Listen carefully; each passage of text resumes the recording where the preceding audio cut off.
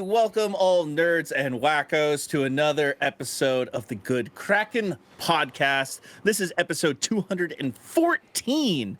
214. Hey, that's my birthday. 214. Yeah.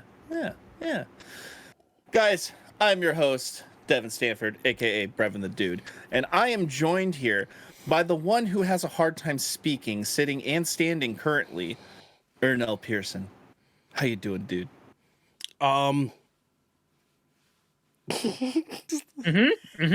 Yeah, that sounds about that tracks actually. Yeah, no, 100%. That's on point. Yeah, it's I'm all right, dude. I'm okay. I had half of a gummy bear earlier on. The Flintstone ones?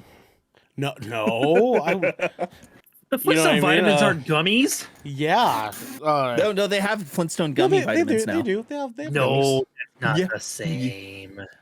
My kiddo likes those. The actual ones, not the. You get my point. It's Call protective services. I'm like here's your multivitamins, kid, and just like of course I have to do like the skeezy like sells coke in a skate park voice, but I'm just doing. Put on a hat, put on a beanie, pull it up. I know. It's like do this look. I'm saying it changes your voice. You want some multivitamins, kid? And they're like, yeah. You know what I mean? Yeah. Yeah. Devin, I'm doing all right, man. Today's okay. I actually did end up going to work. But my boss was very understanding about all the times he came into my office and I was laying on the floor with my leg like crossed over my body so I could stretch and stuff. But for anyone that doesn't know, I have 2 herniated discs in my back right now and I'm currently recovering from. And it sucks. I don't know if you guys have ever felt like you need to like, I don't know, shit, but like you don't really need to shit. It's just from your ass cheeks kind of hurting real bad. And so you just shit yourself anyways, you know what I mean? Right, Garrick? Tell him. I mean, sometimes, yeah.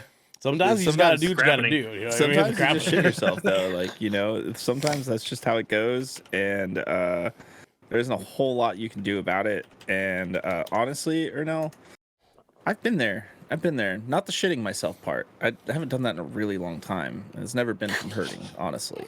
Girl spits is every period. Oh my god. I see hot and Febreze.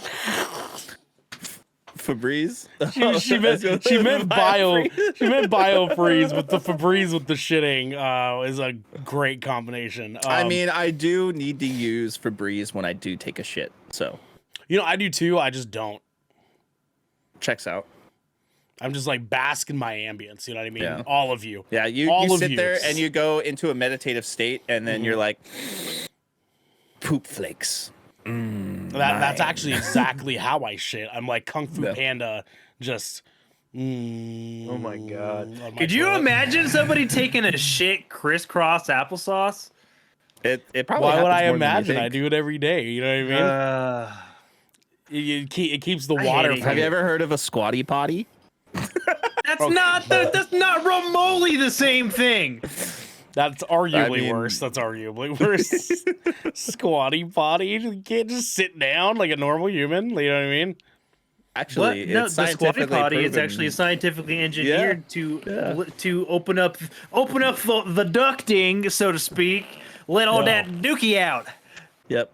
I just for better flow. I just use my hands and spread them a little bit more like a whore. You Checks know what I mean? out. I just slut tactic with you and how many pineapples you've stuck up your ass. I understand how that works. Just take it. You gotta grab life by the buns sometimes. You know what I mean? You gotta hun. You guys, all we fucking done is the episode title and the number. That's it. That's it. Episode 214. Introductions. Who else? Everybody. Who else do we have here? Who's this guy? I would like to point and direct everybody's attention over to my wonderful annoyed little cherry blossom, Carrick Bartholomew Shitten. Look. I don't know if I like that. Well, I mean, the story is associated to you. So you want to know what the crappening is? I mean, I didn't even name it. Geo actually was the one who named it. Garrick, Crappening, oddly Garrick enough. Fart follow you. Fort follow you. Garrick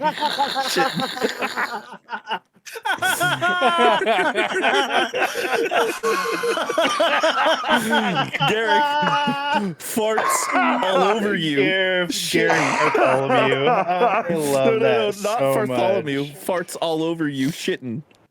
Yep.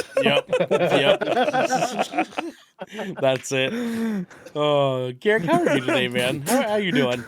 Shouts to B Crops real quick. I just want to hear more about y'all's pooping habits, honestly. Well, I mean, we got an episode coming around on Thursday. We'll talk about it.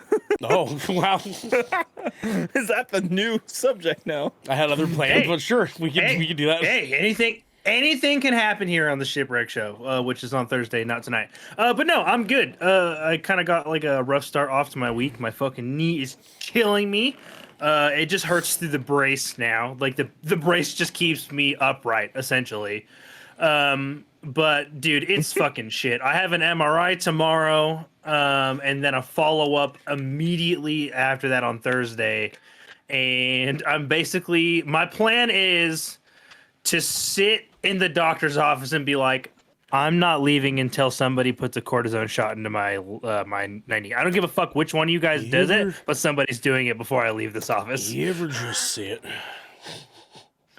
That's it. That's one. Dude, I'm almost at that point myself too. Like I there's like 2 more steps left before I start like smoking crack or something, right? It's like I need to be pain free. The cortisone shot is what's coming this weekend if all this other shit didn't fucking work, which so far it's not working that great.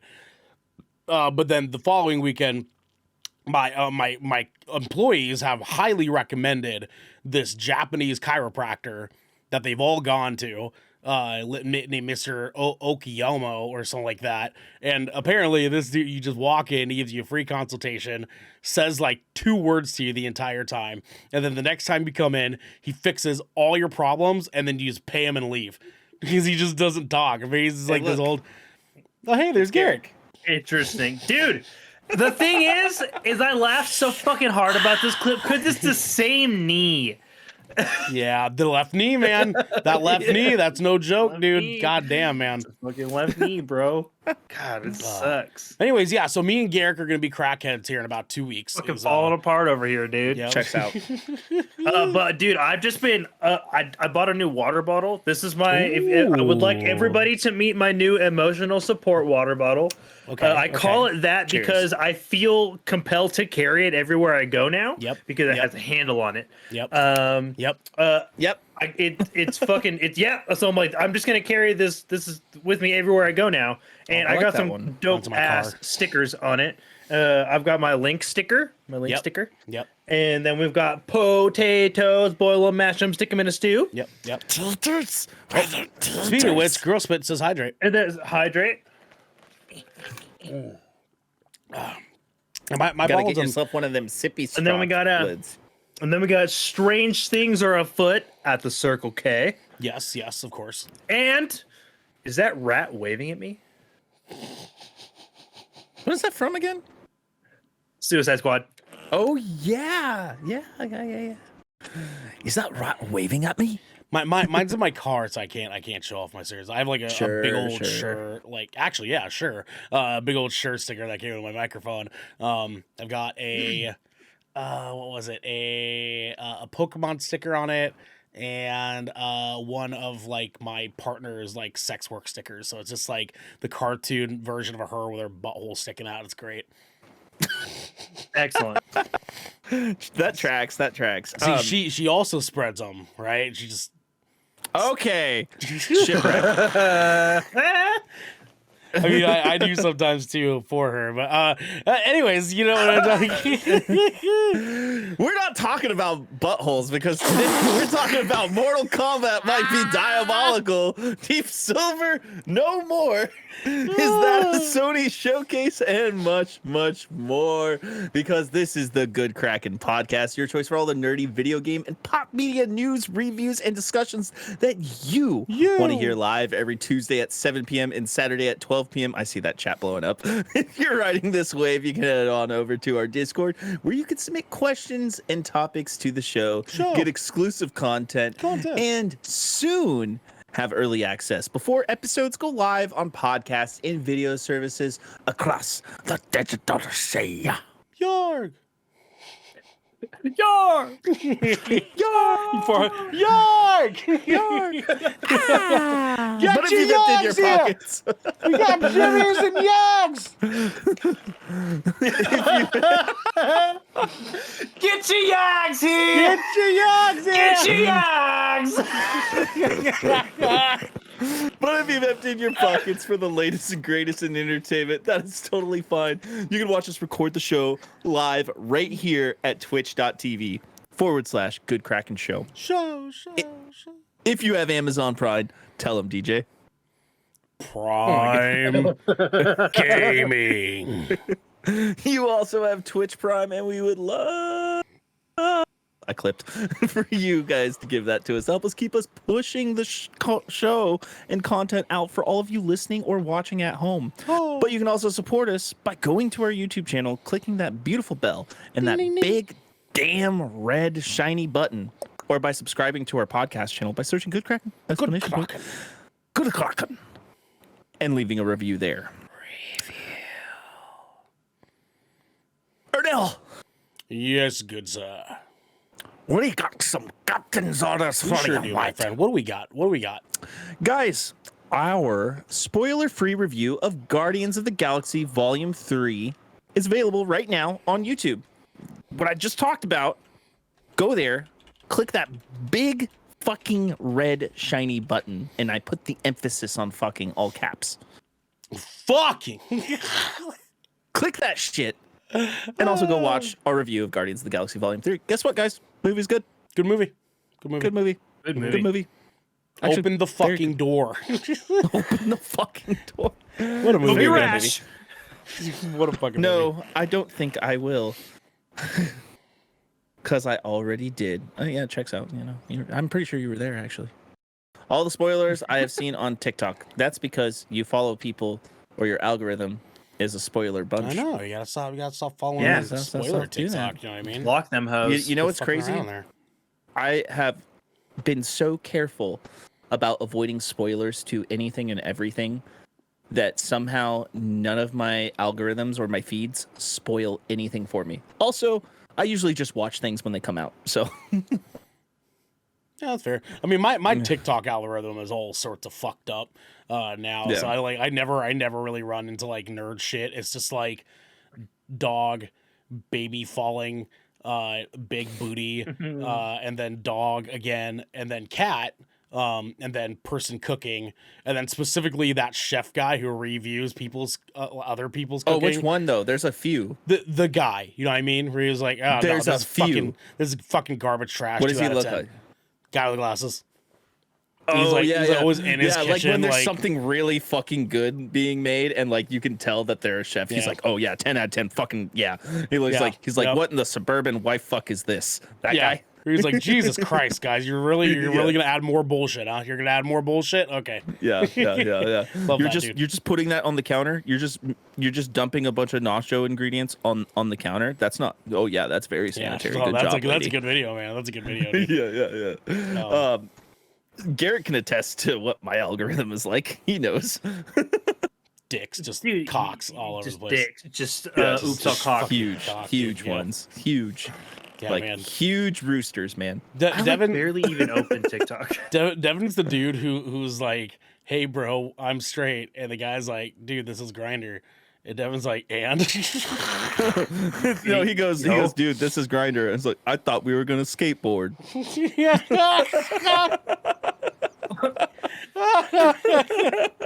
This is for skate sessions. Holy shit. Okay, let's move on. Listen. I thought you wanted the session grind on skateboards. Yeah, I got that dark slide on deck. Jesus Christ. Jesus Christ, I know. Too much. Let's move on. What do we got? What do we got next here? Holy shit, y'all. We are going to be moving into our news segment, The Helm. Squat. There we Get your go. dogs here! I had to Get your turn up the gate a dogs! little bit. His grinder profile. So here I am doing everything I can. This is Citizen lyrics. Balance and composure, tiny raindrops. Hey, that's a fucking fantastic record. Hey, they came out with a new music video today. Yeah, they actually. did. Go Yeah, check they that fucking out. did, It's actually. really cool. Read the too. article. Devin, Just go saying, on. shout outs, Balance and Composure. They got a stop motion music video that came out today. It's really good. Check it out. But you know what's also really cool? Citizen. Yeah. on. Carl Urban is reportedly, and I'm saying reportedly because that actually wasn't in the title originally, and honestly, I didn't see anything confirming this, but is reportedly Johnny Cage in the next Mortal Kombat movie. This is by Michael McWhorter from Polygon. Mortal Kombat 2 films this summer. The next Mortal Kombat movie appears to have found its Johnny Cage. Actor Carl Urban, known for his roles in Dread, fantastic movie, Thor Ragnarok, very good movie, Star Trek, good movie, The Boys, awesome series, is reportedly in final talks to play Cage in director Simon McQuoid's. Is that how you say his name? McQuoid's, McChodes. I don't know. I think it's McQuaid. I think it's McQuaid. Thank yeah. you. Yeah. Thank you. I asked for a reason, and Garrick answered, and you left. Anyways, McQuaid's sequel to 2021's Mortal Kombat, according to The Wrap. A tweet from Mortal Kombat movie producer Todd Garner appears to all but confirm that casting choice. See? Rumored. Mortal Kombat 2 is set to film this summer in Australia, McQuaid and Urban's home country. Actors Chin Han and Joe Taslim. That's such a mashup of a cultural Joe Taslim. Are set to return as Shang Tsung and Sub-Zero Bihan, according Yes. to Garner. Bihan was supposedly fatally toasted by Scorpion in the previous Mortal Kombat, but Taslim could be playing the film's version of Noob Saibot, another version of Sub-Zero. Sick. Johnny Cage's appearance in the Mortal Kombat sequel was teased in the final moments of the first film. In a post-credit scene, Cole Young, Louis Tan, God, I fucking hate that guy, sets off for Hollywood to recruit more fighters for the impending Mortal Kombat tournament, and the film ends on a shot of the movie poster for Citizen Cage, an action flick starring Johnny Cage with music by Citizen. Urban certainly has the chops to portray Cage, typically presented as a smarmy Hollywood action star. Smarmy. Ever heard that word? Smarmy. Smarmy. No, that's actually a first for me. It's like self-indulgent. Okay, checks out.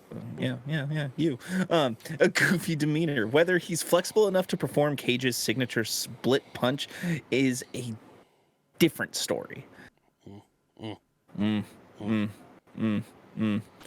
original incarnation of Johnny Cage was portrayed by the martial artist Daniel Pesina and inspired by actor Jean-Claude Van Damme's turn as Frank Dux in the movie Bloodsport.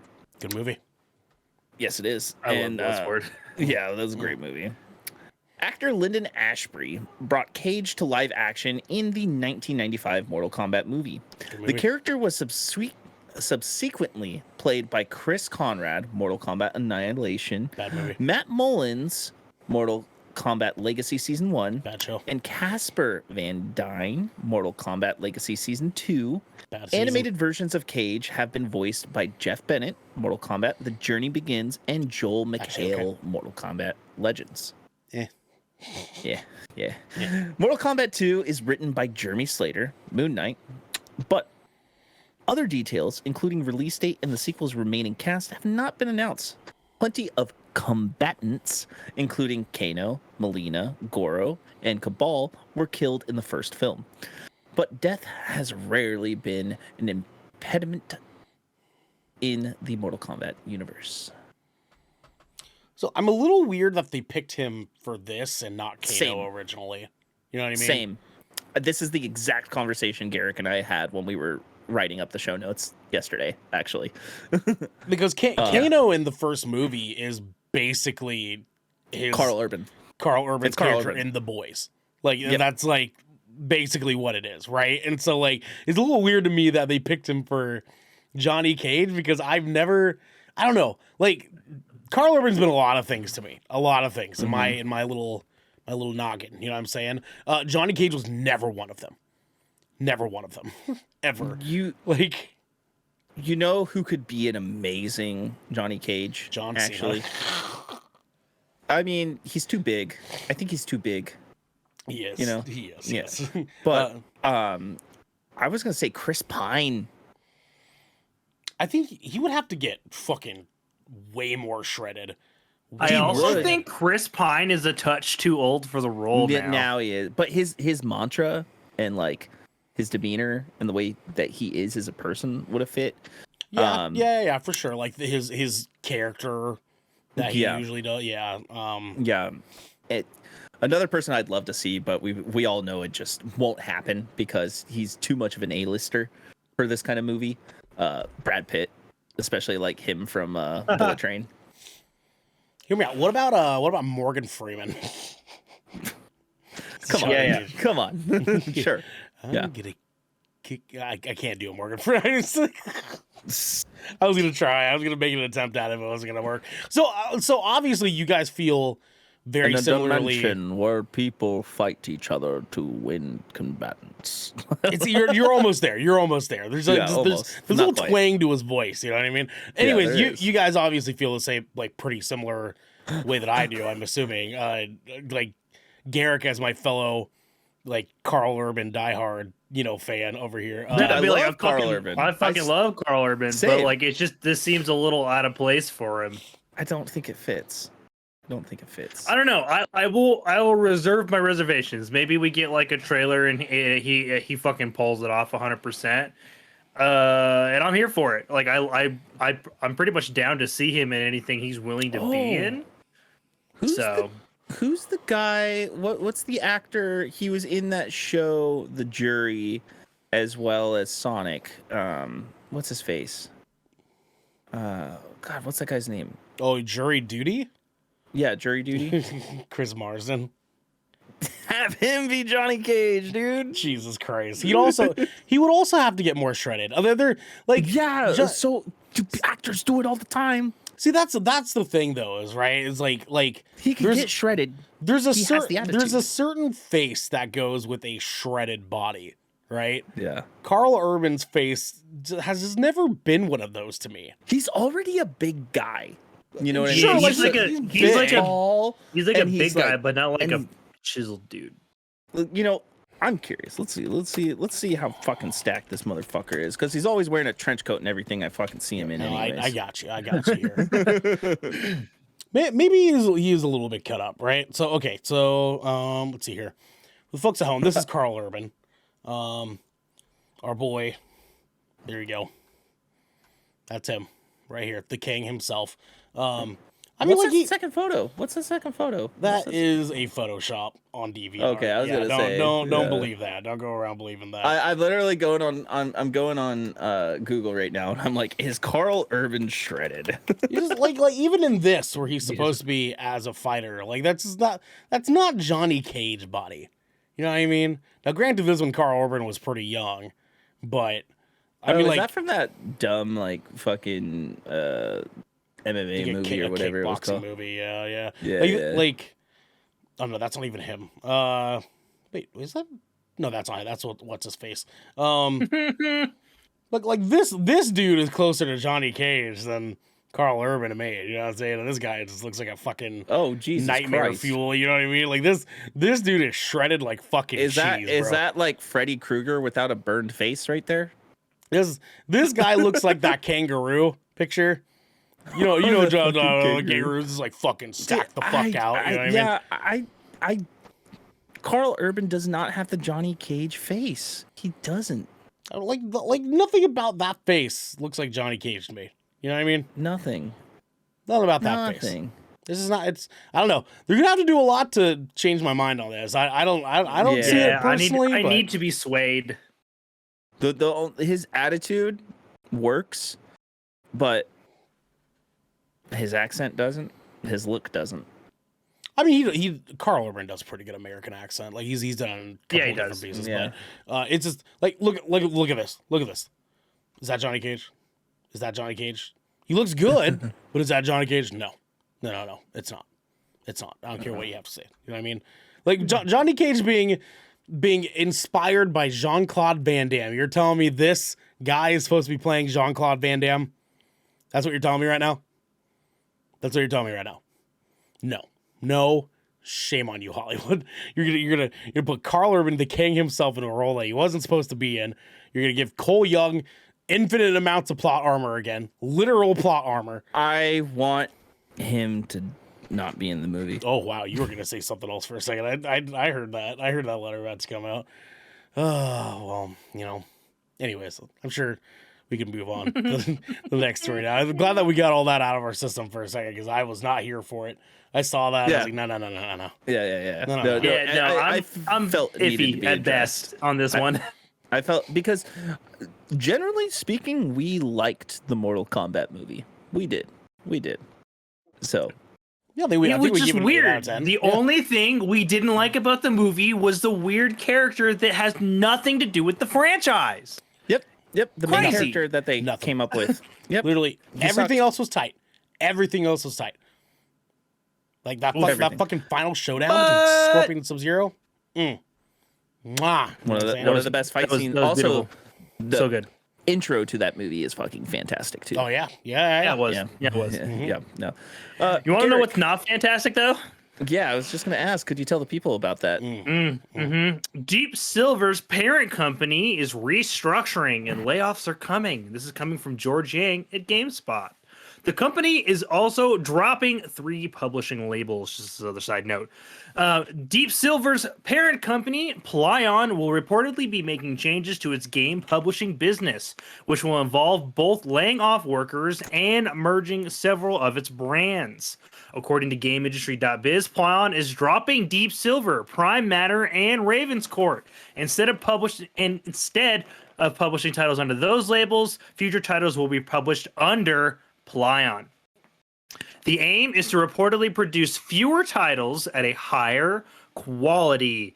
A Plyon representative told GameIndustry.biz that restructuring will simplify its publishing business and only affect about 5 or 6 jobs out of the over 2,000 employees currently there. Additionally, the restructuring won't take effect immediately, but over the next year. The spokesperson also clarified that games may still be published under the 3 labels over the next couple of years. The spokesperson also noticed that this has nothing to do with Embracer Group's ongoing review. It's unclear what's happening, if anything, with Milestones and Vertigo games. Plyon was previously known as Koch Media, which rebranded to its current name in August of 2022. Deep Silver is known for such games as Dead Island 2 and Saints Row. Ravenscourt was founded in 2014 and is best known for Road 96, while Prime Matter was founded in 2021 and is set to publish games like Payday 3 and System Shock later this year.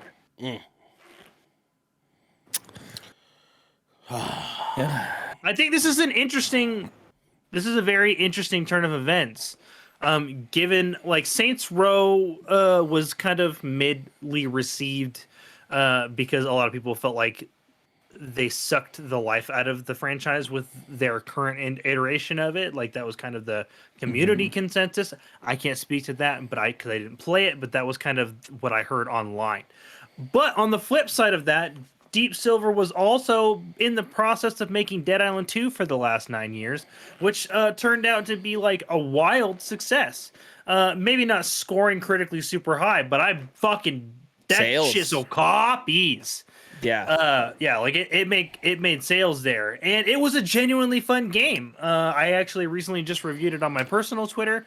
We didn't really review it officially here, but I personally gave it a 7.5. I thought it was a very good, well-designed game, incredibly polished by today's standards. So I think it's going to be a little confusing and kind of disheartening for some people that are like fans of those games, because it doesn't sound like those studios and those dev teams are going away. They're just going to be under a new name. And unless you're here with us listening to this, like listening to us read this fucking article or reading it yourselves, you're going to be like, who the fuck is Plyon? And why should I give a shit about any of the games they're making? Yeah. I don't know. I think this is just a weird turn. I understand the consolidation under the parent company name, but like with Deep Silver being so recently a success in the industry, it's weird to scuttle that studio specifically when they have some other studios that haven't really produced much and haven't been around for very long. And they have some other studios that have just kind of gone either untouched or no comment at the moment. This just seems funny to me from like a gamer standpoint, because like I'm not familiar with Plyon like as a company. Like I'm familiar with Deep Silver. I'm familiar with Raven's Court and Prime Matter. I've played games from all three of those development teams.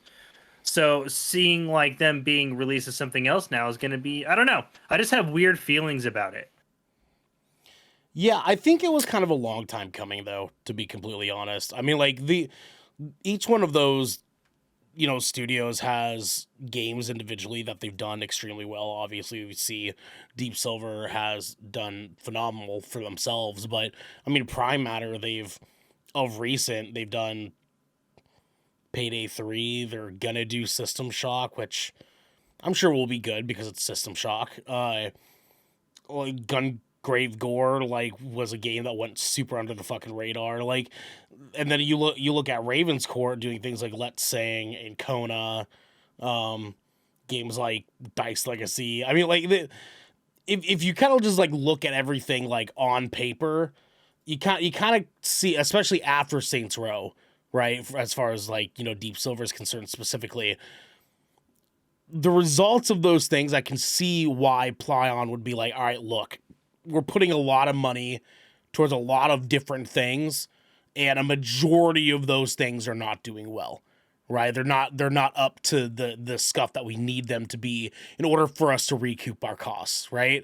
And so now they have to make the decision. Okay, well, are we going to shotgun effect it even more, pump out more games, and hope one of those 50 are a all-time hitter? You know what I mean? Just like a hook, line, and sinker. Or are we going to now trim the fat and decide, hey, we know people like this, we know people like this, and we know people like this. Why don't we just put all of our efforts, energy, and money into making those as good as we possibly can? Because now we're in a situation where we could see Dead Island 3 in 4 years rather than 10 years. You know what I mean? Because of a decision like this. So I can see where they made the decision and where it would be like, yeah, like we gotta pivot. You know, we gotta do some Saints Row, guys. Saints Row, Steven, looking at you, Stevie. And he's like, what? And he's like, fucking told you, man. Told you we should have fucking done it. And he's like, fuck off, man, from across the media. You know what I mean? Like they saw the results of that, saw that people were very quickly like, wow, how do you fuck up Saints Row? You know what I mean? Yeah. Like people say, how do you fuck up that? Which is inherently a GTA fuck up, right? Except they own it. They own that it's a GTA. It's a parody, yeah. It's a parody by nature. Right. How do you fuck up your parody of a parody? You know what I mean? I just don't understand how and a lot of people felt the same way. And so we see that, and Saints Row is a big title. It is a big title. That is a game a lot of people know about, and that game still did not do well. You know what I mean? Yeah, they're gonna have to make a different decision. You know what I mean? Yeah, I'm sitting here and I'm trying to see if I can find what their current sales are, because now I'm interested, what they're at with Dead Island 2, and nobody has an updated story or list, or there's no way to even check current sales, and I've been looking everywhere this whole time since we've been talking about this. See, Deep Silver says Zombie Slaying sequel has managed to surpass 1 million copies sold. That was of April 25th. Yeah, I want to know where it is now, just 2.5 weeks later. Yeah, I don't know. They don't do active updates like that. Yeah, but They I'll say it'll don't. be they won't do another update till they hit a milestone. Yeah, the next quarterly thing, something like that. Yeah, I mean, a million copies sold is good for that game, though. Oh, 100%. That's good way for respectable for That's a horror hard game 7 like to a hard 8, depending on the reviewer, is what we've seen. Yeah, I mean, and so now they get to say, hey, we put, I don't know what the budget is. Let's say they budget, for the sake of the example, is $1,000, right? They say, hey, we put $1,000 into Dead Island 2. It sold 1 million units. What happens if we put in $10,000? How many units do we sell then? You know what I mean? There's no way over the 8 years that the budget wasn't millions of dollars already. You get my fucking Well, yeah, point. but he You was get my goddamn speaking point. with a simple number that was easy to I understand. know. Yeah, right. I mean, like, it's and What am I, a toddler? I mean, even then, it kind of just like supports the example. I mean, they dumped so much money into Dead Island 2, so much fucking money, and it shows. Stalled, started again, stalled, started again, and yes, it does show. Thankfully, so I'm sure their thought process is like, "Fuck, man, let's do that. Let's do that again." Yeah, and you know what? That game is fun. I still play it. I got it's a fun game. I gotta beat it still with you guys. Same here. I haven't You beaten guys it yet. do need to beat it. Why am I the one who suddenly beats the games around here? What the fuck happened? You have more time than I do. I'm farther than you in Jedi Survivor right now. Oh, Right, but I'm also playing Redfall, which I intended to beat regardless of personal I'm feelings, sorry. which we're I'm going to sorry. talk about later. Hey, I did not sorry. beat Resident Evil 4 remake. I did beat downloaded that. the new Niantic game today, called Peridot. Oh, you're such a gamer, Ernell. Look at how big of a hell is gamer that? he is. Yeah, So you get big this gamer. cute little like animal thing, like a virtual pet basically. It's like Tamagotchi with Niantic's VR stuff. You know what I mean? Or What? AR That stuff. sounds Excuse me. that sounds super dope. It's cute. They're actually. fucking cute. They're like these little like bunny fox looking fucking things, man. And you get like you can like crack its egg or whatever, or like it's born basically, and you get like a randomized one, and then you can like get another one later on, and then you can like have them. You know what I'm saying? Like, you know what I'm saying? I'm gonna You know what install I'm this saying? like straight up. You know, I don't know. Wait, I'll open it wait. What we were talking about earlier? Yeah, you know what I'm saying? You know, That sounds like Neopets. yeah, kind of like Neopets. You can have them do it, and then their new genetically fused one is like your new one, and it's like takes on traits from both of its parents and stuff. And like Phrasing that as genetically fused makes it sound so much worse when you apply it to practice. like Adrian Brody and Splice. Yeah, I know. I'm sorry. I should have said it. That way. Oh, why did you have to go there? That was a fucking deep cut. That was genetically That that was genetically reproduced, if you know what I mean. Jesus, that fucking Oh, scene. Woo, was that just- movie. We out here. We out here breeding. breeding, boys. Oh Oh my god. my god. Shit. We're disgusting. Okay. I'm sorry. Yeah, Ernell, hit that next story for us. Oh, I'll hit it for you, Devin. You know what I'm saying? PlayStation Insider hints at an upcoming showcase. Comes from Mark Deschamps, or Deschamps probably, from comicbook.com. And he says, summer is just around the corner. And for publishers like PlayStation, the season has always been a time when upcoming games are given games. a showcase. This used to take place at E3, but with the show canceled this year, fans will have to wait for digital events like PlayStation State of Play. The company has made no indication when that might happen, but reliable insider Shinobi602, which you need to follow him on Twitter. You need to follow him on. He gives all sorts of video game insider shit. Jeff Grubby Grub. Yeah, Shinobi 602 and Jeff Grubb are like homies. It's fucking legit, man. Seems to be teasing a new event. The Reset Era poster initially said that, quote, it's not that early, end quote, to see new games from PlayStation Studios. That reply was met with a lot of interest from fans, leading Shinobi 602 to clarify, quote, to be clear, I don't know what Sony's exact plans are when it comes to a showcase or state of plays and all that, but I know a good amount of teams are at a point where things are certainly ready to be shown. That's exciting, end quote, wrote Shinobi 602. PlayStation's plans for the rest of 2023 are a bit of a mystery.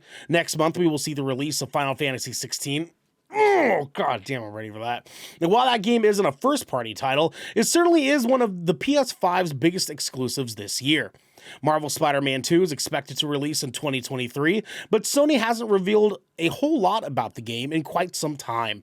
That's led to a lot of speculation that the game could be pushed back to 2024, but a recent earnings report indicated that it will still come out this year. Of course, PlayStation has a lot of first-party studios beyond Insomniac, and fans are naturally curious to see what they might be up to. A state of play or showcase would help give fans a bit more insight into the future, and it seems like a safe bet that we will be seeing one. That was a typo. Oh no, that was my bad. It'll be a safe bet that we'll see one sooner rather than later. That was all my fault. Hopefully PlayStation won't keep fans waiting too much longer. Cool. So, I mean, we just recently, most recently with PlayStation specifically, got that fucking massive showcase about Final Fantasy 16 that I think sold all of us if we weren't already sold prior to that, right? I didn't even play Final Fantasy 16, and I want to. Like, and I you don't want even to play Final that shit, Fantasy right? games, and I want to play 16. You know what like I'm fucking saying, dude? Like, that game looks fucking good, dog. I want that game so bad, and I'm so pissed that it was announced for PC originally as well, and they rescinded that because Sony's like, man, I'm mad about Bethesda. I highly doubt that's why. But we obviously got that as the last like presentation PlayStation has done here. So what's this next one gonna be? I mean, like we're talking like, dude, it's May. It's May. Summer Games Fest is a fucking corner turn away, and there's a lot that people are waiting for PlayStation, right? Two things that have already been talked about for the last 2 years. Spider-Man 2 is probably going to be heavily talked about in this, and I think we're going to get a real trailer maybe for Wolverine. That's ballsy, my friend. I don't think we see Wolverine again until Game Awards. Yeah, I'm thinking too. I do feel like that is a huge possibility, but I feel like those are the two things that people are waiting for, right? Those two games specifically from Sony at this moment. That goes to Tsushima to PC port. That's what we're really waiting for. Bloodborne 2. God damn it, Sony. Where's Bloodborne 2? You fucking cowards. You fucking cowards. I think that would be what finally got me to buy a PlayStation 5. Like, I would pull a trigger on that shit immediately. See, Final Fantasy 16 is that for me, but I still don't want a router the size of a briefcase yet. See, then it's not. It's not the one for you. You know what I'm saying? It almost is. It almost is. But the question is, Devin, what's it going to take? You know what I mean? Is it going to be Spider-Man 2? No. For me, it will be. That's what I'm saying. I'm not missing. I refuse to miss Spider-Man 2, dude. Like, that game's so... Oh, my God. Those games are so good, man. Yeah. PlayStation, just put your games on PC and actually support them. We'll see. We'll see. Yeah, no, I think the Marvel games that they're working on are going to be the big showcase. I think that's going to be the most talked about. And I don't think we're going to get a gameplay trailer by any means for Wolverine, but I do think we might get another trailer, an actual trailer that's not just him sitting at a bar. You know. So like maybe like a story thing, like a quick little like hint at what the story is. Yeah, like teaser 2. Because there's realistically there's not a lot of PS5 games, first party PlayStation games, let alone that are scheduled to come out right now. KOTOR remake. We could get an update on that. It's been 2 years. It's been 2 years. We're about due since it's announced. Yeah. And it did go on an indefinite hiatus until it switched over to a new studio. So there has been a new studio working on that game for quite a while now, since it went on that hiatus. It's just hard because like most of the big anticipated PlayStation titles are also on Xbox. And so I mean, like, you look at Street Fighter 6, Diablo 4, Final Fantasy 16, cool. Aliens Dark Descent, Crash Team Rumble, that because now Xbox owns fucking Crash Bandicoot. Baldur's Gate 3. Like, Final Fantasy 7 Rebirth is the only one left that is like scheduled right now to come out that has like a soft date of winter 2023. There's no way they're gonna show anything about that game till Final Fantasy 16 gets to breathe. Oh, 100%. So, 100%. yeah. Like, we're not hearing about that until like Next year. early of summer. Yeah. Or end of summer, excuse me. I don't think we get another trailer for that till Game Awards. Well, Game Awards is December. This is supposed to come out. I mean, unless you're thinking winter next year. I'm thinking that this game doesn't come out until next year. The Final Fantasy VII Rebirth. Think it's gonna get delayed? Yeah. Okay. So point being, there's a whole lot of what the hell are they going to be talking about during this showcase? Yeah, 100%. I have an idea. Okay. Channeling. PS5 Slim. Oh wow. Channeling. Also, people have been talking about how PlayStation is reportedly working on a new handheld as well. I've seen multiple insiders talking about this information, including people like Jeff Grubb. There's been talk about this new PSP. There's been talk about a PS5 Pro already, which fucking told you guys that Pro was going to come before that Slim. God damn it. Yeah, which is kind of backwards for how they usually do it, though. Typically, right? yes. No, it is. Yeah. And honestly, at this rate, I'd be surprised if they even do a Slim. I don't think they're gonna. Put me that on record. I said this shit 6 months ago. Put me on record here again, okay? I don't think they're going to do it. Listen, this is just me putting it out there. The fan base wants it. I want it. It's what the people want, Sony. They want a slim PS5. And it's true. Lots of people have said that. I mean, Give it to us. Garrick's here with it. I mean, Garrick understands, yeah. Like, you were going to say something for a second. I think we dropped a bomb on you a little bit, but what were you going to say? Oh, I don't think they're gonna do a Slim because I think that this is a very similar situation to where like Xbox got to it first. It's just gonna be one of those things. They can no longer compete in that little corner of the market. Like it's just not there. I don't think they're doing it to rival the Xbox Series S in any indication. But whether or not they mean to do so intentionally or not, they're not going to be able to price point their consoles at the same price point that the Series S is, and that will dissuade many buyers. Yeah. I just want something of the same technical feat in a smaller form factor, which I think could be done. And it could be. It's just whether or not they're going to allocate like the time and resources to to essentially redesign the console for a better aesthetic. And the only reason why I say they have done that or should do it or could is because historically they've done it with all their consoles, right?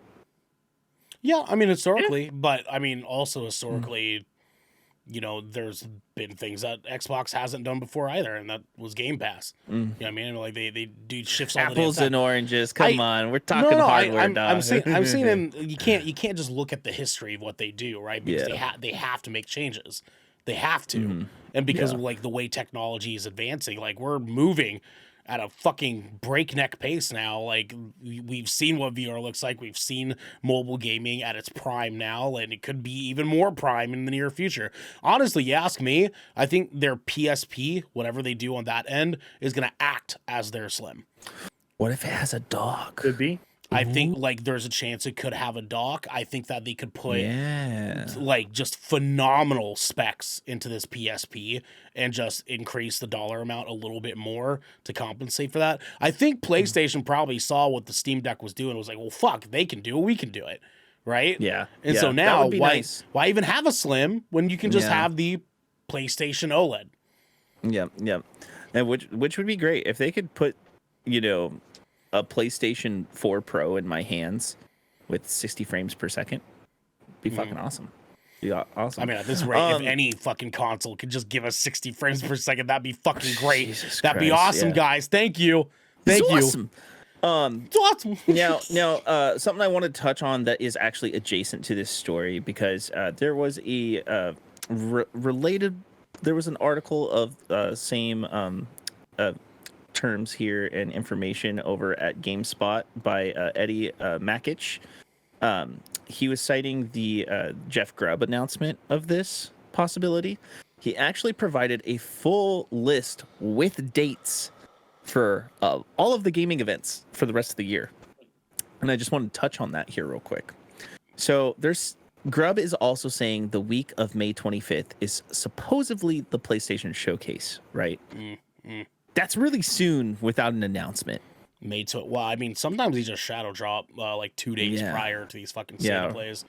So May 25th, you said? Yep, week of May 25th. So it will be May 25th more than likely because they usually land on Thursdays. So May 25th, probably 3 p.m. Pacific time, like they usually do. Yep. Ooh, Now that is quick. That is soon. Yeah, that's very, very soon. Now, June 7th is supposed to be the Tribeca Festival. I'm not too familiar with that, but he did slate that on here, so it has something to do with video games, obviously. Yeah. June 8th, Summer Games Fest starts. Yep. June 8th. Next month, guys. A month away. Goddamn. Literally. From Opening today. night live, baby. Let's go. Yep. June 9th through 10th. And I don't know if this is the official term for this very specific event, but I cackled when I saw this. Key 3 days of play. Key 3, as in spelled Keigh 3. He knows what the fuck he's doing. I know. He knows what the fuck he's doing. You know what I'm saying? Key 3. June 11th, that's going to be our Xbox and Bethesda showcase. That is going to be followed directly after with Starfield Direct. June 12th is going to be the Ubisoft Forward. June 25th is going to be the Summer Games Concert. Then June 27th through 29th, we're going to get GDC showcase. July 20th through the 23rd is going to be San Diego Comic-Con. Marvel, baby. Maybe that's where they do Wolverine. Yeah, maybe. Yeah. August 10th through the 13th, we're getting QuakeCon. August 11th, THQ Nordic is doing a presentation of all publishers. Interested Jesus to see Christ. what comes out of that. That's a lot. That's a lot. Yeah. We're not even done. August 23rd through the 27th is going to be Gamescom. In September, there is a rumored Nintendo Direct that they're naming Nintendo Live. September, we're obviously getting PAX West like we always do. And then at the end of September, Tokyo Game Show. And December 8th is already scheduled for the Game Awards as well. So that comes along with the update of this PlayStation showcase. I thought we should all know. We've got a lot of goodies for the year of 2023, but we have even more goodies for you guys with a word from our sponsors.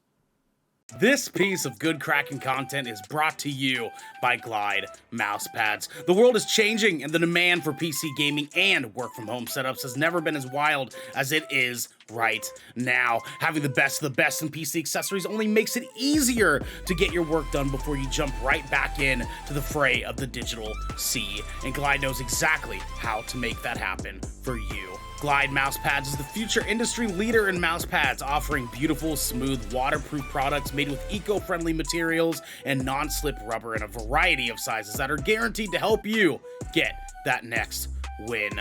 I've got one of these bad boys in my office at work. I've got one here at my desk right now. Devin's got one. Xander's got one. This bad boy is silky smooth, silkier and smoothier than even the silkiest of smoothies or soy milk or what have you. You can go to glidemousepads.com right now and use code Kraken for 15% off the Founders Edition mousepad in every size available. Again, that's code KRAKEN Kraken for 15% off any Founders Edition mousepad today. Our next sponsor is Rogue Energy. Late nights are pretty much commonplace for all content creators, and anyone here at GK can attest that late nights are kind of our only nights. Luckily for us, though, Rogue has figured out exactly how to give those late nights and even earlier mornings the supercharge that we all need. Rogue Energy is a low-calorie, no-sugar energy formula that is the perfect alternative to sugar-filled canned energy drinks and sodas. Every formula Rogue Energy produces is designed with optimal levels of high-quality ingredients and no chalky textures. Again, we don't want that. We don't want that.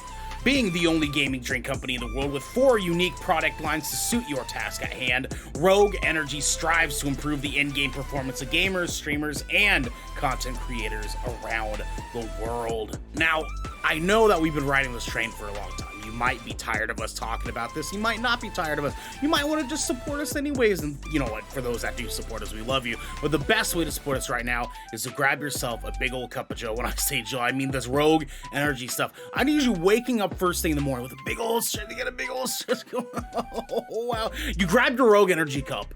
Okay, you dip that you just scoop that bad boy right on there. You get that bad boy shaky dakey, you know what I'm saying? And then you're out the dang door, okay? You need this beverage in your life. I cannot express that enough. You can head on over to rogueenergy.com and use code GKRAKEN for 10% off any purchase of shaker or formula tub of your choosing. That's GKRAKEN for 10% off any shaker or formula tub that you would like.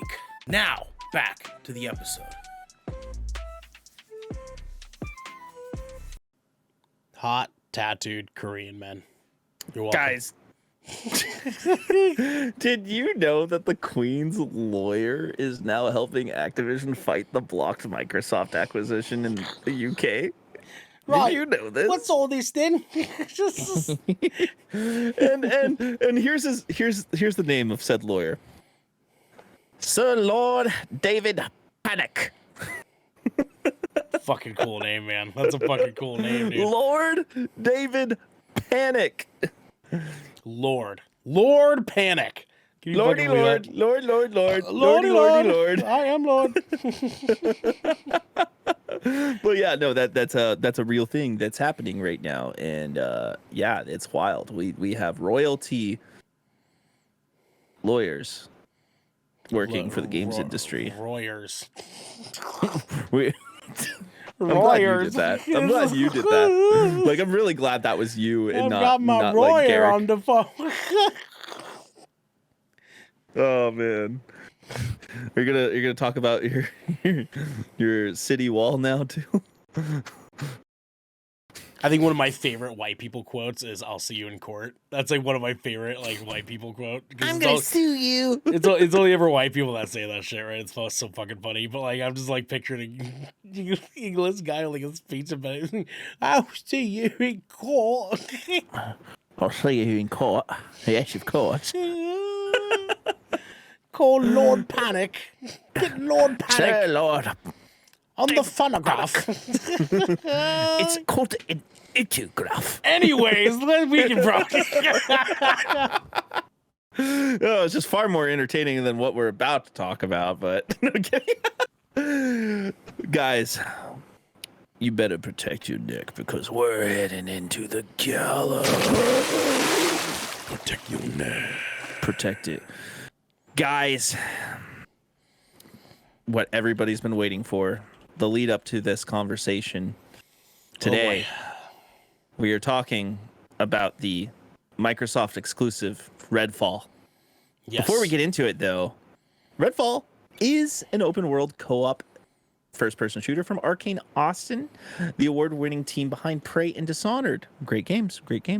Continuing Arcane's legacy of carefully crafted worlds and immersive sims, Redfall brings the studio's signature gameplay to its story-driven action shooter.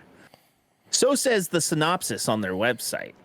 Goddamn. But this game was released May 2nd in 2023, developed by Arcane Austin, published by Bethesda Softworks under Microsoft. Directors are Harvey Smith and Ricardo Bear. Composed by Yognik Bonteps. I hope I did that right. That sounds That's a about right. composer ass name, you know what I mean? Yeah, it is. Lord Yeah. Payne, the Royer. Represented by Sir Lord David Panics. Anyways. And this is on platforms of Windows PC and Xbox Series X and S. Fucking Josh, don't laugh too hard. Your back fucking hurts, King. It sure do. Yeah. I'm suffering Guys, over we've touched on this quite a bit. The internet has touched on this quite a bit. Garrick's experienced this quite a bit. Sure have. I have Garrett, 30 hours in this game, so my review is going to be very thorough. yeah, I would like to start with you personally because I already know that Ernell and I only have some face value things to say about this game, especially me. I have more than you do, man. I mean, like it's Well, I said especially me. yeah, I for did say sure, that. for sure. Yeah, Yeah, I mean, yeah, But- I agree. Let Garrett kind of pick up the ball, and we'll take it from there. yeah. Run with it, my friend. Well, like we said, this is an open world co-op FPS. Toting that fucking. It's just that Redfall brings the studio's signature gameplay. It's that story-driven part that really, really bugs me with this title. So I'm going to tell you about very thoroughly here in a sec. So this is an open world game. It takes place in Redfall, Massachusetts. You, for reasons this, that, or the other thing, are one of 4 hero characters who are dropped into this cozy little town that has got the taglines: calm seas and sunny skies. Well, not fucking anymore. There are vampires all over the goddamn place. You're here to figure out why and stake them motherfuckers through the heart over and over and over again. Or you're really gonna fucking try, because you're gonna run into a lot of problems along the way. Yeah. Look, this game tries to combine everything that Arcane as a studio does really well. I will say they chose to use more of Dishonored's signature art style, which is kind of tough because it didn't really age well into the next gen console. This game was published in the Unreal 4 engine, which is a great engine. We saw a lot of games come out of this, but this game, in a very general sense, could have used another year in the oven. There's a lot wrong with it. And before I even get into the part that are really fun and enjoyable about the game, and I did have some of those moments, it would be really, really rough of me not to mention the list of bugs that I have encountered in this game. This game wants to be an atmospheric, story-driven co-op experience. And it tries really hard in some ways, and there are ways where, like, I can understand the missteps of bugs and other stuff, and there are other things where I'm like, that's fucking lazy game design, and you guys didn't put any effort here, and it shows. But good God, there are a lot of fucking bugs in this fucking game. Wow. Entire phone screen. Jesus Lord. Okay. I also want to iterate, these are only bugs I have personally experienced during my personal hands-on time. I am not going to talk about any bug I have not seen myself, okay? Because I feel it is dishonest to provide you guys a review about shit I haven't experienced. But the list is kind of long, so I'm just going to kind of run it down. This game experiences anything but not limited to disappearing guns, broken or disappearing music, unresponsive T-posing enemies, unresponsive T-posing floating dead enemies, enemies clipping through walls, executions not properly interacting with the game's environment. In executions, when I say executions, I mean the action of you, the player, running up to the vampire and stabbing it in the heart with a stake. Executions not visually connecting with the enemy in the player character model. You were literally like stabbing the air, and then 3-4 feet away from you, a vampire is dying. Okay? Let's see what else we got. What else we got here? Players can sometimes double execute vampires, which result in broken game animations for the remainder of the multiplayer session. Buttons straight up not working. Yep. Notifications not clearing from the screen. Yep. Forget the pop-in textures. I can forgive that. Textures not loading it at all. Being trapped in the pause menu. AI consistently getting stuck on the environment. My personal character that I played, Layla, has a broken ultimate animation that doesn't work, but the ultimate still triggers. Enemy levels, and I'm gonna touch on this one last because this was the most game-breaking bug for me. Vampire God voice lines persisting after they've been killed. Gravelock passive bonuses not being activated. For anybody who wants to know what a Gravelock is, this is 100 of a collectible item that you can seek without the map. As you collect every 10 to 20 of those, you're supposed to be given a passive bonus to your ultimate ability. So, like, if you've got 10 Gravelocks, you're getting 10% passive bonus to your ultimate every time you reuse it and the refresh starts. This doesn't happen not just for me, but for anybody. It's a broken mechanic at the moment. So you're only collecting that for lore at this point in time. Various game crashes during multiple missions, mostly main missions and at the ends of cutscenes or dialogue. It happened a lot. It happened to us during our gameplay stream. But this was the bug that irritated me the most. And I think we also experienced this on stream, but there is a bug that only occurs in multiplayer sessions. This is a co-op game. Yep. Okay, I cannot stress this enough. This is a co-op game. Okay. But there is a bug that when you start a multiplayer session on the highest difficulty, or if you adjust the difficulty, or sometimes if you just load into the game with a fresh session, it artificially resets your character's level to 0, only on the screen. But what it does is it causes a sequence of events that also sets every other enemy in that game world back to level 0. So it is ridiculously easy, to the point to where everybody, regardless of level, can one-shot any enemy in the game. I hate it here. What a game. What a game, man. Any enemy in the game. It was the most immersive breaking thing for me. I was able to forgive crashes, pop-in textures, weird environmental bullshit, but when the game is fundamentally not functioning the way I needed it to, it was so frustrating. Now I'm going to take a second to breathe, because this is a review and I'm not just going to list bugs to you guys. This game does genuinely try to do some very cool things. I do enjoy this game most when it is a co-op experience and most when it is working. This game functions as a looter shooter light. I wish that they would have taken a more story-driven approach. What ended up kind of happening through my time with this game is the more and more I got into it, this game really did start to feel like a Destiny 2 sort of story approach, very hands-off, so that the players in the co-op party can just choose what they would like to do and experience the story in between those decision-making moments. Unfortunately, rather than feeling hands-off and feeling like the player has decision to do what they like within the game, it results in a very light story feel that you feel like you have to dig for, but not in the same satisfying sort of way that you're going to get digging for lore and story through like a Souls game or a From Software title. And it resulted in what it felt like a kind of an empty game world at some time. But moment-to-moment gameplay, for most of the part, when the game functioned the way, at least at its best in its current state, I had fun.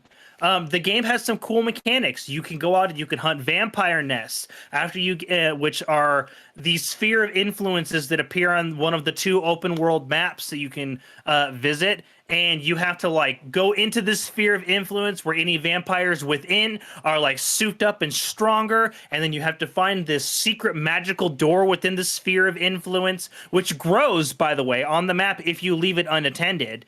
And you have to go into this nest, traverse this nest by either killing the vampires or stealthing your way through it, getting to the end, untethering these hearts, and shattering this massive vampire heart for loot, a chunk of experience, and a little bit of fun. And I really liked those moments. I honestly think one of my favorite mechanics in the game is that and the Rook Storms, which we unfortunately didn't really get to experience much of with our time in the game because it comes a little later into the story's first map.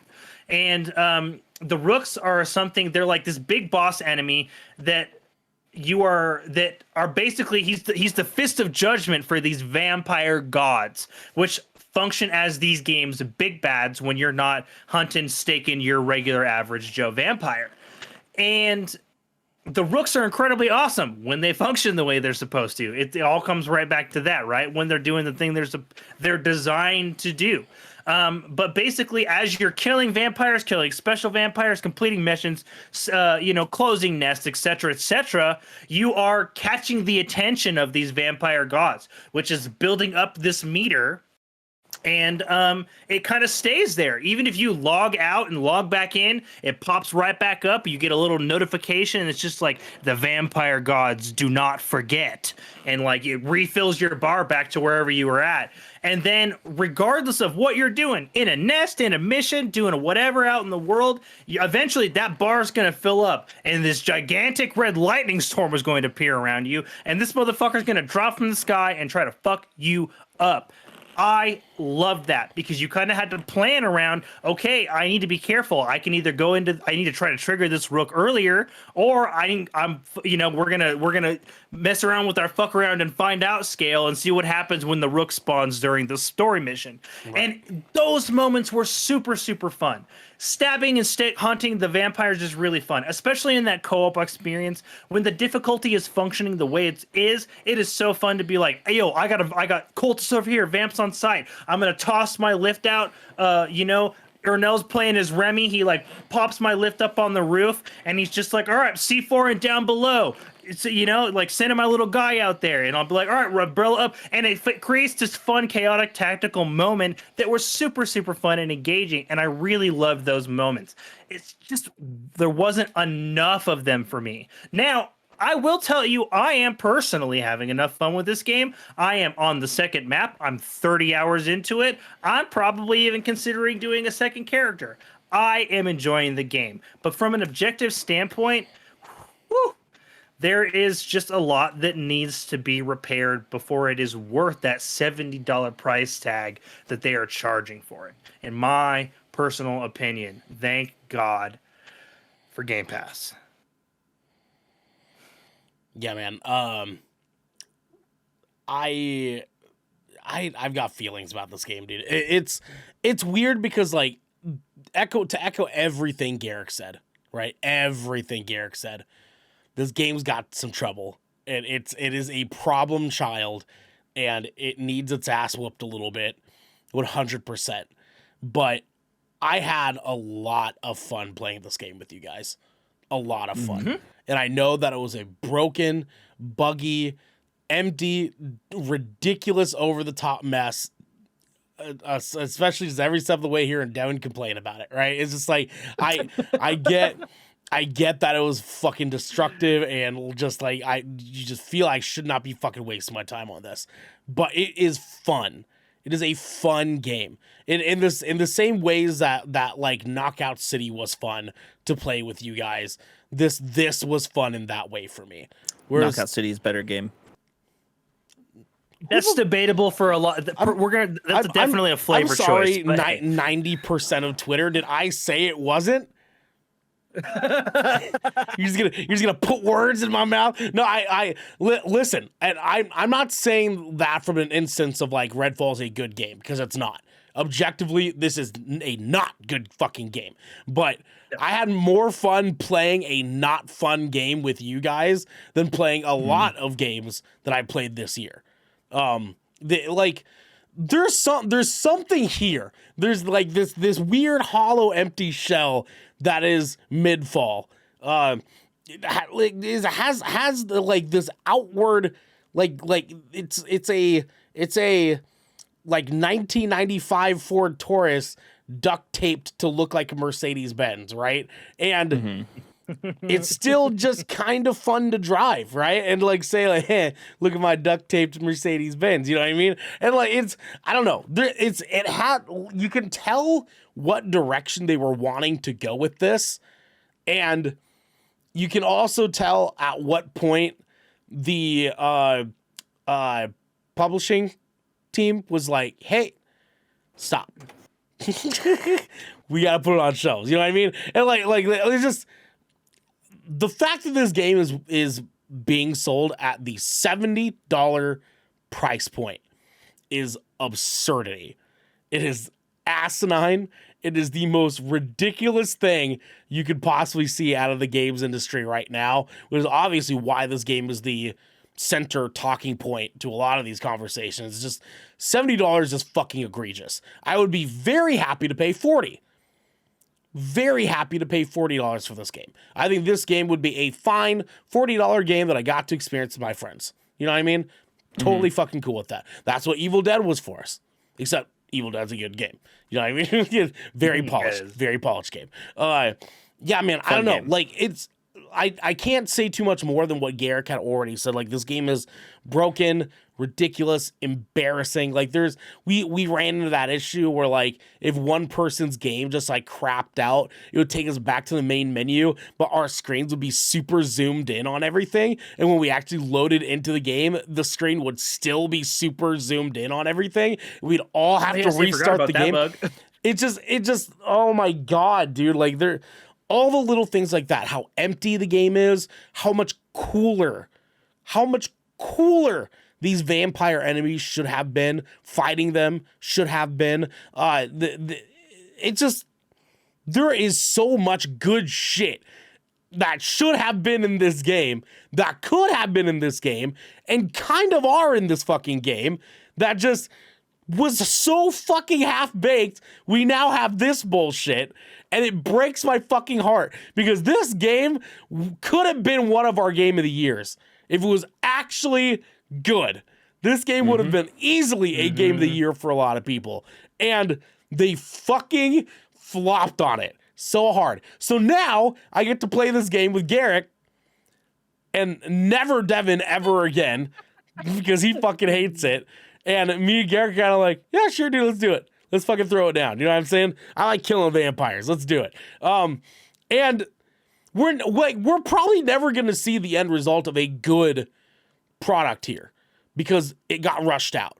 It's not like one of those like full service games like No Man's Sky, where they have time to kind of drip feed these updates and stuff like that to like make it a little bit more livable or make it a little bit more like this. Like, they have like the outline done. Like, this is what the game is.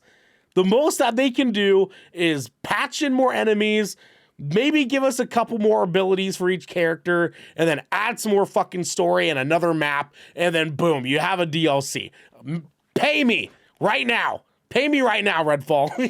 I just came with your DLC for you, okay? You're fighting Dracula's cousin. All right, there you go. I'll take my $10,000 now. All right? It is, God, man. I'm just very frustrated because I'm perfectly aligned in this, like, blissful world of, like, yes, the vampire hunting game that I've been waiting so long for, right? So long for. And on the other side of this beautiful grassy knoll, I see it. I see it within hand's reach, right? Redfall in 2022. This is what I imagined this game to be. And then right behind me is Devin, who's like, guys, this game's dog shit. And I can't blame him. I can't fucking blame the guy. So with that said, Devin, what are your thoughts on Redfall, man? All right. It's very rare that I start a game, even in a broken state, and I just completely want nothing to do with it anymore. No, it's not. It is. Yes, it is. It's not that rare. Because I played Cyberpunk. Uh-huh. I played Fallout 76. Uh-huh. I played Anthem. Yep. And yep. Was Anthem broken? I didn't play it, so I don't know. Was Anthem broken? Anthem was or a broken it just at empty? launch game. No, it was a broken at launch game. It was a broken ass game. Yeah. They fixed it like within the first month, but it was broken. It was having like bad frame drops and some pretty bad bugs. But it was cool enough to make up for those bugs, right? It was dope enough to make up for that. The biggest downfall of that game was end game content and the whole Anthem 2.0 getting canceled. That was the big downfall of that, which I will forever ever be upset at Electronic Arts, as people know as EA. Fuck you for fucking that up, because that had so much good potential. But no, I was really excited about this this game. Yeah. I was really excited about this game, like really excited. I was being really quiet on it because part of me was kind of worried about it. I just had a weird gut feeling. And I can do with some bugs here and there, but the amount of like game breaking bugs in this game, like I was having input control issues with my movement. Like the first person shooter aspect of this game is absolute dog shit in my opinion. I play a lot of first person shooters, and I would rather play a Fallout shooter game over this. Like it's to me, it's really bad when Fallout 76 had a better launch than Redfall did. I think it did. Did it? Yeah. Did Yeah. Did Yeah. There was a lot more controversy around 76 because of the pre-order items and stuff like that. Bag, dude, Yeah. I will say that was a big no. But it's gross. interesting that this is coming on these multiplayer experiences. These two key ones that we're talking about are both under Bethesda. They're trying to do multiplayer, and it's so bad at launch, and things are getting rushed out way too early. And this is just another case in point that like investors are like investing and they want their money back, and so they don't give a shit what the game's status is. They just want the game to go out so they can make some money, right? That's what this is, 100%. And if nobody is saying that or calling that for what it is, then and this goes for anybody working in the industry, you're fucking lying to yourself, because that's exactly what happened here. There's no way a manager on a development team looks at this game and goes, "Yeah, this is ready." No way. There's no way that happened. They did not get the final call on this. Yeah. Like they were just like, "No, this is your release date. This is what you're doing." Which is such a fucking bummer here, dude, because like we love new IPs as gamers. Like we love when a new IP comes out and it's fucking dope. You know what I mean? It's like when Ghost of Tsushima came out and we fired that bitch up for the first time, and I like that opening scene happens, I was like, oh yeah, this is a good fucking game, right? When you first fire that bitch up on opening night and that shit blows you away in the first 4 fucking hours, it feels nasty. You know what I'm saying? This was not that. No, not at all. And like I haven't been this perturbed, is what I want to say, because like I'm disgusted, I'm annoyed, disgruntled. I'm like, Gears are grinded. I feel, as a gamer, as a Bethesda fan, I feel like disrespected. You know what I mean? It's a spit in the face from Arcane. Yeah, Austin. I feel like somebody from Bethesda just reached out of my screen and just spat in my face. Specifically, you know. They were looking at it for you. Yeah, Were you playing exactly. this on your Xbox or your PC? No, I already knew that it was going to have difficulties on console because of all the stories leading up to it and how they were talking about how PC was going to be the better experience. So I purposely installed it on my PC, which I have a pretty good fucking PC. And I'm still running into issues. They always say that, man. They always say, "Oh, the console version is not running good. You gotta play it on PC." No, it's exactly what Greg Miller said, my man. To PC players, you fucking idiots. We fucking hey, told I you. still had more we than 30 fucking frames. told you. You I still had more than PC 30 fucking frames. nerds Suck it. over here with your Suck it. keyboard and your mouse. Well, my screen You mad, turned bro? blue. You You fucking mad? You loser. mad, bro? You You fucking nerd with your nerd hair. It is kind of nerdy, honestly. It is, But yeah, I know. It's like Tetris in real life. Jesus Christ. Not quite. It's I like, don't have the hair texture for that. it's like cosplaying as a Rubik's Cube, you fucking nerd. Anyways, like moving on. I had lots of problems, not only just with the bugs and the texture pops, the T-posing, Geo moving across the screen like stagnant Just hovering. in motion. He was just hovering just across the sliding ground. That was Broken so good, character dude. animations. So good. Yeah. Like I don't like the feel of the combat or the movement in this game at all. I really don't. And I have a hard time seeing how they're going to be able to change that even with a patch, because we're talking the physics side of this engine, right? At that point. it feels so like, how do I put this? Like 2011, you know? Garrick, what do you think? Garrett, go ahead. I will say, don't lose hope on that just yet. Dying Light 2's physics engine was dog shit at launch, and it is incredibly well improved Yeah. upon since then. It takes much more work to do that kind of change within a game because you're right. You're literally going down and rebuilding code because it's a fundamental mechanic of the game. It's literally how the character moves, right? But like it's not within reach. It's just whether or not Arcane has the time and resources. I think what's really interesting is about a month ago, they also did announce that this was going to be Arcane's most supported title after launch. And that was going to include... yeah, right? And like they cited things like DLC, new maps, new heroes, and other things that they couldn't really talk about right now. Obviously, we're also, the 60 FPS patch is coming on console. They have a good timeline for that, according to Phil Spencer, but we don't have a release date. So it's not like they're not aware of the issues, of which there are glaring and numerous. But I don't know. I think this is going to be one of those games that, like, we're going to have to re-review it in a year or whenever the fuck.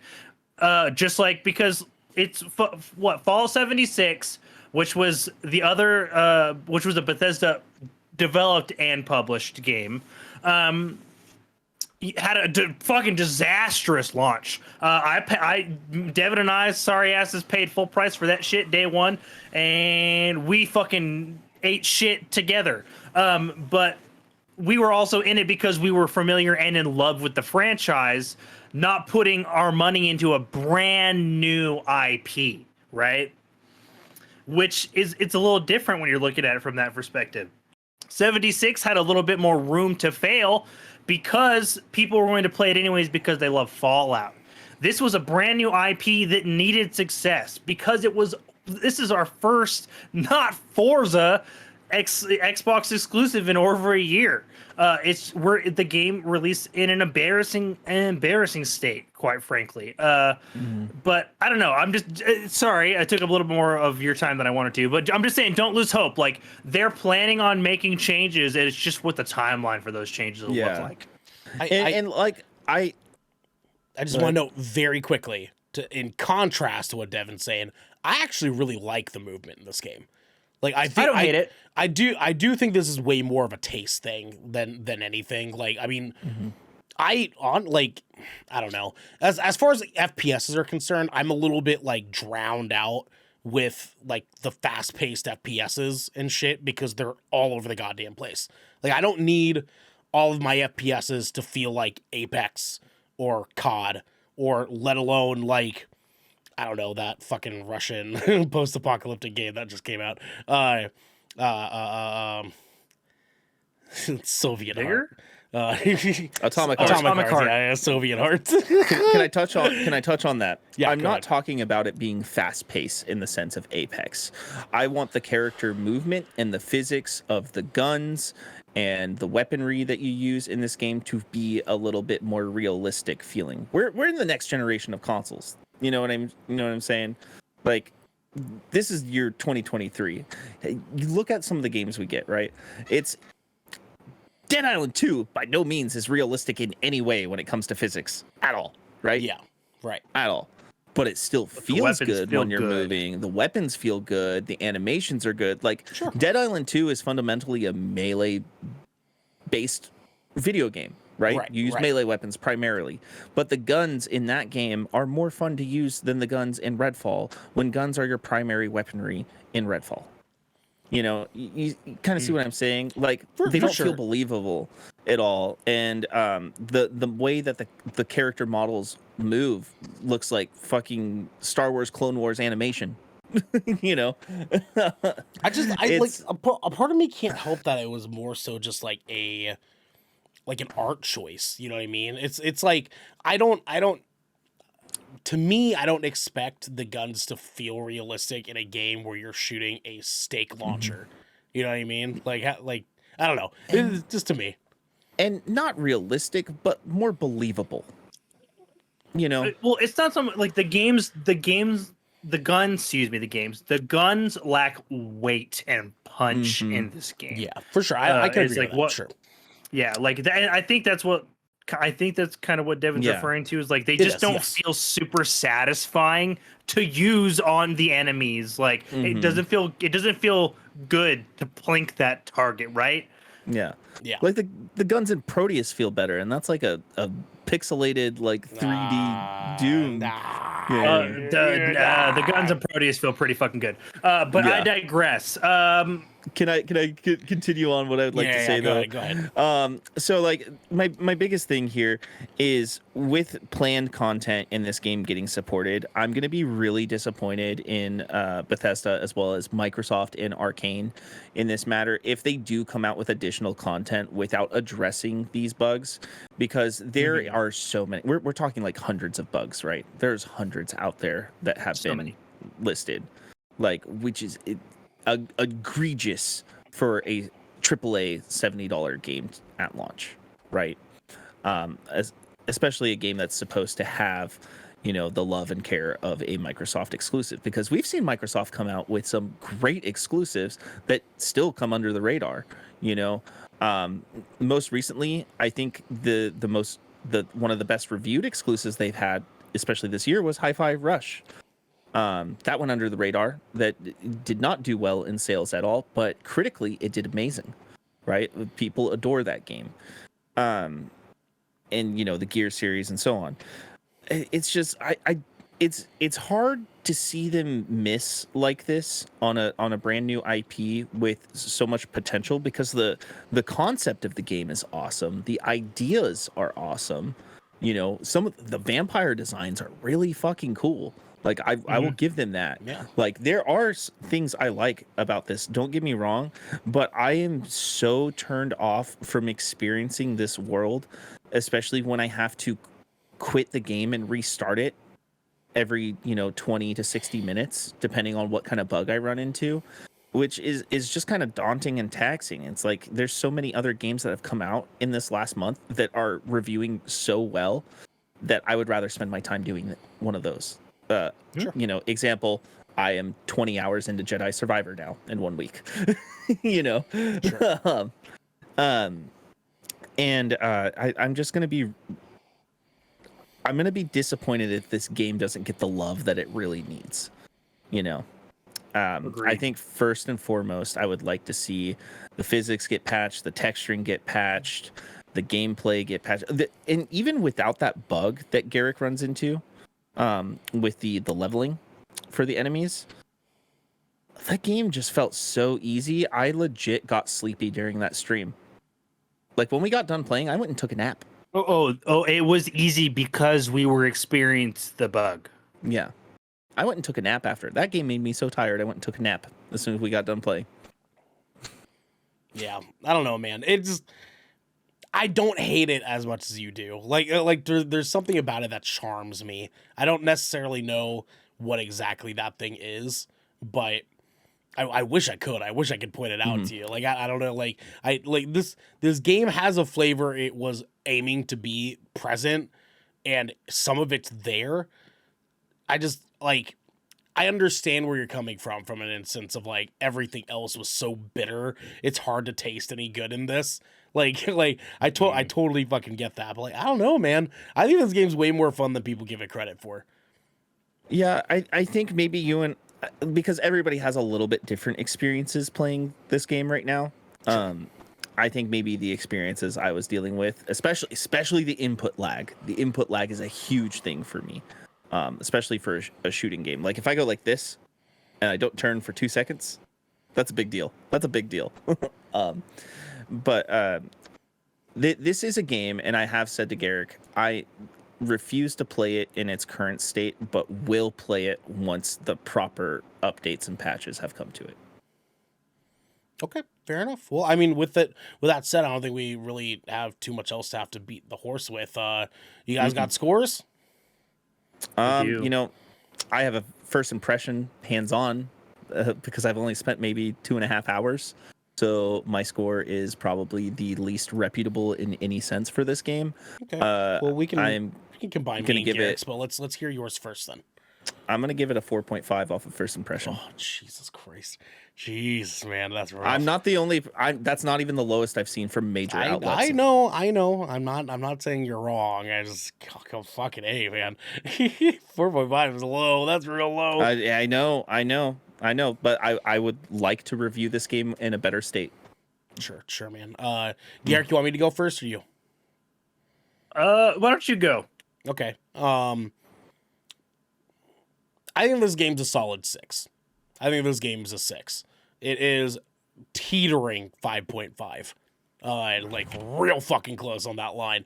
But the cool shit that's in this game is cool enough that it sold me. Sure, it's empty, it's buggy, it's fucking stupid. I hate how empty things are. I hate that they did not perfect this, but I don't know, man. There's something about like staking that vampire with your boys. You know what I mean? There's like when we ran into Gideon, the vampire captain in that church, and it was actually a different fight from all the other fights that we were running into. And he had like 3 shields around his body and shit. And I was like, yo, this is kind of fucking good. The lights were turning on and off. Like there's an atmosphere there that I'm like, God, this is fucking rad. And then it doesn't happen again for another hour and a half. And that's where I'm like, damn it, this could have been a 7. Damn it. Damn it, this could have been a 7. You know what I mean? Damn it, man. Yep. So yeah, this is gonna get a 6 from me. Dude, if this game came out in a non-broken state, this easily could have been an 8 out of 10. 100%. Oh yeah, 100%. Easily, dude. So Garrick, your score, my friend. You know, I've got a good chunk into this and I really want to like it and I love it in some ways, but there are so many times I've had to reboot this game just to get it to get back to that playable as is state. Right now, as is 30 hours on the game clock. This game is a 5 for me. Damn, that's a big one.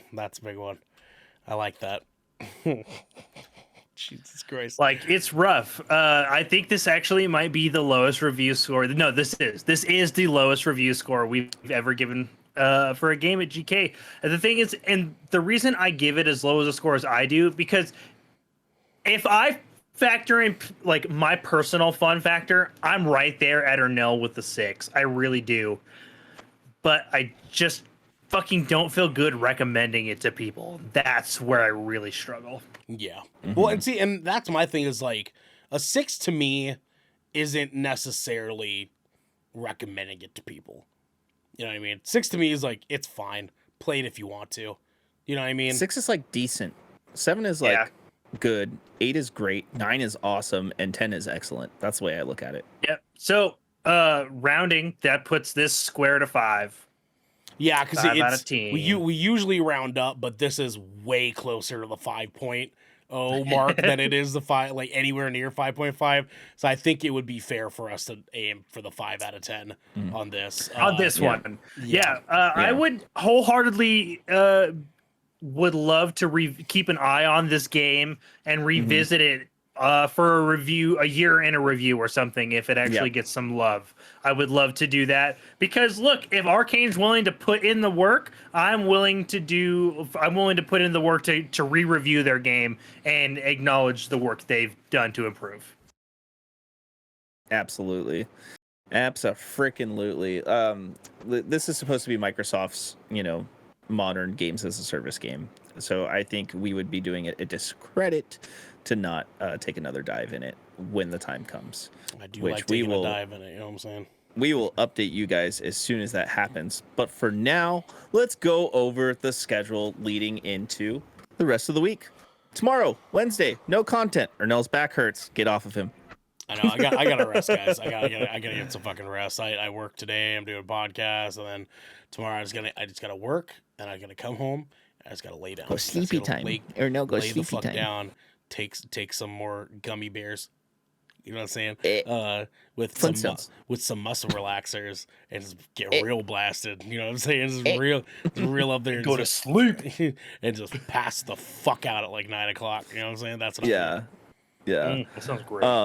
Yeah, absolutely. I don't blame you. I have days like that too. Mhm. Except they're not gummy bears. Sometimes you have days like that at like 7, and then you disappear for an entire episode. We think that Oh, you're that was hilarious. dead, dude. We were like, bro, is Devin What gone, the bro? fuck is going Did on, we dude? lose Devin, bro? Like, I went day drinking with some friends on like a really nice day last summer, and Look, he I said started the BRB, podcast. It was great, and then he saw then the couch. a half an hour in, I was like, oh, like my boy said, "All right, I'm asleep." Like he just went, Yep. bro. He's like, you ever It- just you ever just sit? you ever just They were just and Devin said, No, "Yeah." I heard a actually. noise in my bedroom, walked in there, saw Amos being cute, and I sat down and pet him for a second, and I swear to God, within 3 seconds, And we were just like, "All right, because Devin's out, dude." Like, we just, we don't know what happened, but he not here. no, more. really, I just died for a second. I just wanted to let him know I fell asleep, actually, but you know, it's like yeah, no, of course. I had a whole like out of body experience. It was like a 10 years of life experienced within like 1 hour. It was crazy, you know. Vanilla Sky, weird, right? Anyways, we'll be talking more about those kinds of experience, maybe, probably not, on Thursday when we do another live episode of the Shipwreck Show, and that will be episode 73. And I've got 73 of those goddamn episodes. I've got God, you know, very, very fun plans for this one for you guys. I hope you guys are ready. I'm I'm stoked. always ready for shipwreck show, Let's baby. let's go home, baby. I got some fun shit for us. Not counting our gameplay streams or our you know, our live reacts to any showcases, the Shipwreck Show episode amount to the standard GK podcast puts us at 287 podcasts, guys. We're still 287. top 0.01% for most episodes released in the year of We putting out 2022. content, baby. We're just Yeah, so if rolling you guys want to content. support us, go over to our YouTube, like and subscribe. Yeah. There you go, baby. There you go. There you go. Now, what about Friday, Devin? I was just about to get into that. We are actually not doing splash damage as I, your royal lawyer, will be Royer. doing a I'm not going to say that. Royer. We'll be doing a 7th Brevin stream where I will be streaming the brand new Legend of Zelda Tears of the Kingdom right here. Yeah, this is Empty the game. next installment in Zelda. A lot of people are excited about it. Garrick and Ernell are not. Listen, I want it to be good, man. I want it to be Dude, good. me too. I am the fucking biggest Legends of Zelda fan, dude. Like that shit, inject it straight into my fucking veins. But Breath of the Wild was a pretty big miss for me, so I just want to see some reviews. I loved Breath of the Wild. I started There's- playing it again. There's something very funny crazy, here where bro. Devin hated Redfall. We're okay with Redfall, but we hated. It'd be like, don't you put that L word? It's just that's crazy, a show. though. It's like, oh, it's crazy. Like a bad game, I just don't like it because it's a bad game. You guys just don't like a game because it's good and it's not full enough for you guys. Where What are I you- think what are you Redfall fucking- is actually empty as a game, personally. The Those fullness fucking of the Breath of game world was what- not my gripe, sir. What It are didn't you have are that you Zelda identity. Fucking American Psycho Christian Bale, where you just like, I like this because it's good, and you guys don't like it because you suck. Like, what the fuck is wrong with you? I mean, But speaking Sure. of things that might not be good, but we like anyways. absolutely. Because Saturday, we're doing another GK podcast. This is going to be episode 215, which puts us at 288. They can count. And we're talking Devin. about our guilty pleasure movies, which this will be a really good one. I know we all got quite a few of these. All of Oh us. yeah, oh yeah, Yeah. Ernell's favorite right. one is Star Wars. Actually, Actually, pirates. Pirates of the Sluttabian is more where I aim for. You know what I'm saying? it's got a whole new different terminology for the Black Pearl. You know what I'm saying? Volume 2. Volume 2. Oh, Jesus Christ. Please let us Read the know outro, Devin. your thoughts on Holy Redfall shit. and how your experiences are, and if you agree with our review, or if you have a better take, or if you just hate the game like me. Come to our Discord, come hang out, give us all your thoughts and opinions, and let us know. This has been the Good Kraken podcast. Was he yelling in the background? Was that Probably had his yelling? cat. Probably had his cat. His furry little asshole, yeah. Yeah, Oh his furry no, little sorry, asshole. I forgot that was my home security system. It yells, alarm on! Like, alarm off! It's at front door. This has been the Good Kraken podcast, your choice for all the nerdy video game and pop media news, reviews, and discussions that you wanted to hear live every Tuesday at 7 p.m. and Saturday at 12 p.m. right here at twitch.tv/Good Kraken Show, where you can watch Ernell alarm slowly off! kill himself from laughing at his own jokes. If you're riding this wave, you can head on over to our Discord, where you can submit questions and topics to the show, get exclusive content, and soon have early access before episodes go live on podcasts and video services across the digital sea. Alarm on! You can also support us by going to our YouTube channel, clicking that beautiful bell and big red button, or by subscribing to our podcast channel by searching Good Kraken ! And leaving a review there. Alarm off! We gotta get going. But until next time, Lord David Paddock. Welcome home!